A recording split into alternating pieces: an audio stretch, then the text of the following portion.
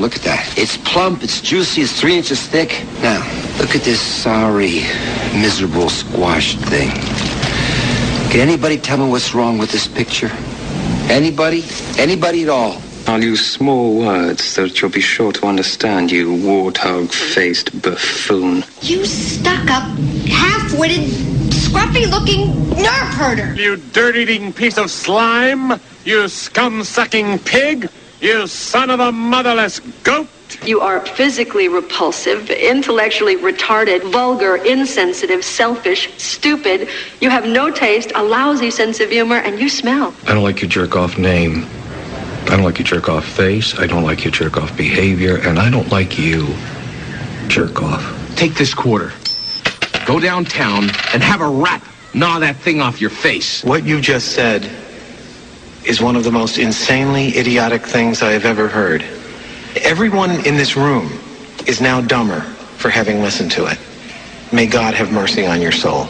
Shut up, idiot! Moron! Puss licker! Fart smeller! You eat dog crap for breakfast, geek! You play ball like a girl! Listen, you snot-nosed little shit! I was taking shrapnel and K-Son while you were crapping in your hands and rubbing it on your face! Cheap, lying, no good, rotten, four-flushing, brainless, dickless, hopeless, heartless, fat-ass, bug-eyed, stiff-legged, spotty-lipped, worm-headed sack of monkey shit he is! Jake Hartford!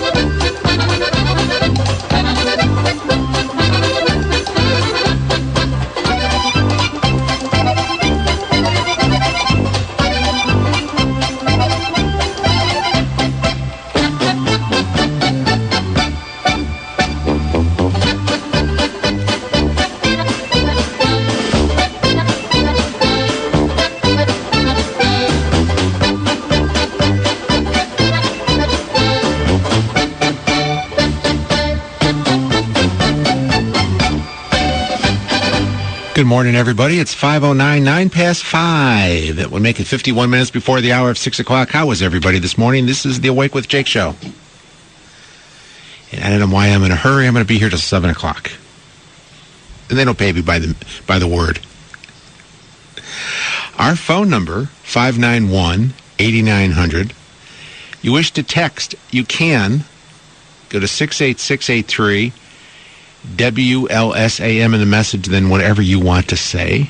And we have a lot we're going to get to today, including the second hour. Gary Summers from the Antique Roadshow will be in studio. Now, I don't want you running down to your basement to get your Rudy Valley records. Because if you have Rudy Valley records, you shouldn't be running. You should be carried. Oh, included today, we're going to get to, there's a war in France, which means there's a lot of people walking around with their arms up in the air. And you know how they are about deodorant, so that can't be good. Anyway, to start the show, let's go to Paul in Arlington Heights. Good morning, Paul. Good morning, Jake. Well, Jake, I'm a little premature with this announcement, but it won't be the first, so I'm sure not the last time I'll be premature. On Monday, this coming Monday, September 27th, a friend of the show, a Facebook friend of ours, the Awake with Jake show's very own doctor, Dr. Bob, is celebrating a birthday this coming Monday, September 27th. Now, how do you know that? I have middle note. I know usually when I'm heading up north to Wisconsin for the last time, you're usually mentioning his birthday, and so sure enough, I looked, and it's his birthday this coming Monday. So, happy Dr. Bob, if you're listening, happy birthday, Dr. Bob. He's a Renaissance man, you know. He's quite the fella, you know. Being a doctor, he always finds time. If you have a message for him on Facebook, by golly, he'll always come back and answer it for you. He's a good guy. He's our doctor of the show. You got it. Now, I would like to mention the fact, I'm kind of sad you mentioned Rudy Valley, another famous singer that passed away 2 days ago, Eddie Fisher. Boy, I remember back in the day, my Aunt Mary Ann, she was a real big fan of Eddie Fisher back in the early 50s. He used to be married to Elizabeth Taylor, right? Liz Taylor, and he left, ready for this, he left Debbie Reynolds. I mean, look how beauty that he left. He left Debbie Reynolds to marry Elizabeth Taylor. Unbelievable. Now, he must have been retired. Well, I know about 15 years ago, I've been in Las Vegas once only in my life, and I went to, I think it was the Dunes Hotel. Ah, the Dunes Hotel, yes. Yeah, it's no longer there, and... that's where the Bellagio is right now. Really? I know. I stayed at the Flamingo Hilton. It was right across the street from there, and I saw, like 15 years ago, I saw Eddie Fisher and Al Martino on the same show, and you would think, they're past their prime. Believe me, Jake, these guys could still sing back in the day, they're past their prime, but still, they still could belt out a song. I was really pleasantly surprised. So it was a good show. Isn't El Martino dead, too? Yes, he died I'd like to say about a year ago. Yeah. Yeah. And I got to tell you, Vegas has changed. Well, that's my dad goes there, and he says, Paul, if you don't go there maybe every 5 years, you're not going to recognize the place, how things change over there. So I guess I should go there one last time. But I don't like to fly, but somehow I have to get back out there to Vegas and check it one more time. You know, they have buses. Well, that's how I got there the last time. I was in Scottsdale visiting my dad. We took a bus from Scottsdale up to Las Vegas. So I figure before I cash in my chips, maybe I should go in there one more time. See, a lot of people do it the other way. They end up flying to Vegas, then they take the bus home. Mm-hmm. Yeah, it's like in Fort, right? Yeah. Well, one last thing, Jake. I want to thank you for the tip on these Honey Crisp apples. You know, I thought that, they must be talking about a cereal, but then, by golly, I read it on your Facebook page about Honey Crisp apples, and when I go to work on Monday, I'm at a major chain store, and here's the display, Honey Crisp apples. I go, I'll be darned. And I mentioned to the produce manager, I go, I've heard good things about these apples. Well, the man was kind enough to come out, and he had one slice up for me, and I tell you, Jake, those got to be the best apples I've ever tasted, no doubt about it. That's why Oprah loves them. Is she the one that started the bandwagon on them? And she loves them. And this year there was the competition between her and Greg Alexander to get the first Honey Crisp. And I talked to somebody up in Michigan 2 days ago, and they may set me up with some, if you know what I mean. Very good. Well, let me score some Honey Crisp. The right person will send you some. All right, Jake. Take care, Paul. Have a good weekend. You too. Bye-bye. Yeah, the Honey Crisp. I had one yesterday. You just don't go buy one. You have to get an estimate on one. They're very expensive. Oh, yeah. Oh. They are very and they have a short growing season.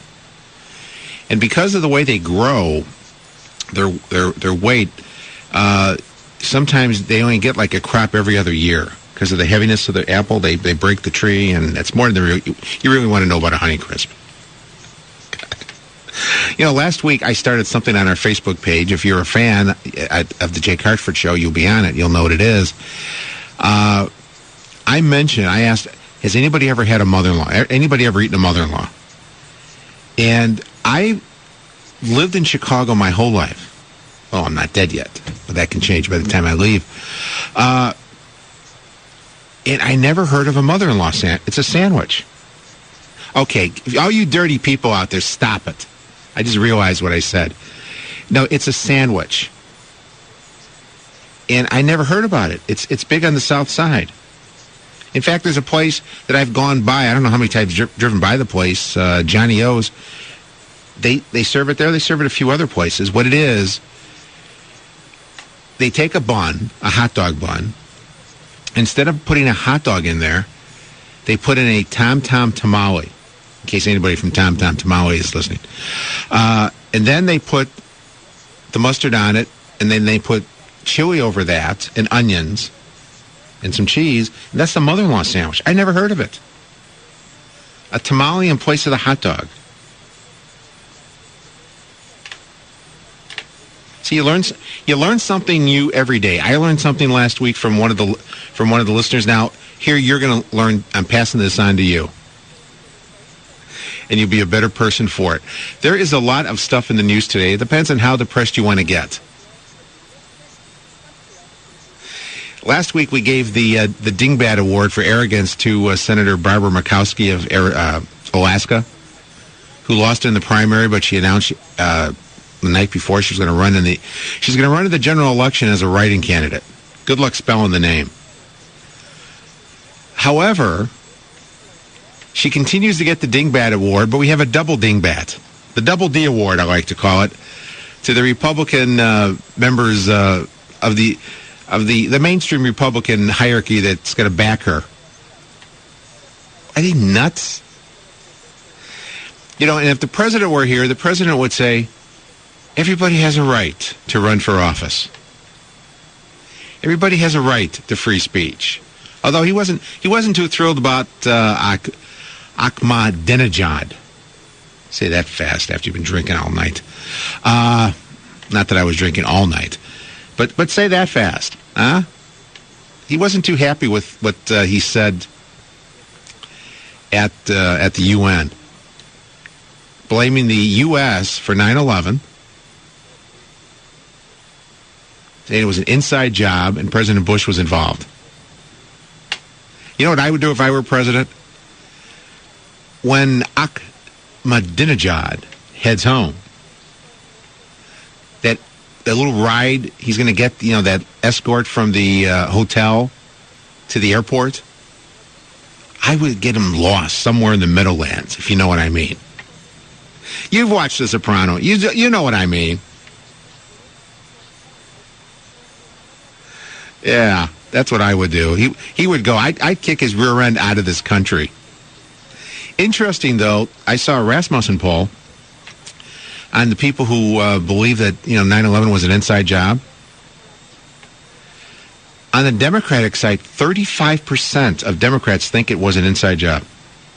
That amazes me.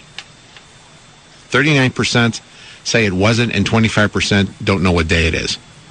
591-8900, back to your calls. It's 519 on WLS. You're listening to Jake Hartford, 890 AM WLS.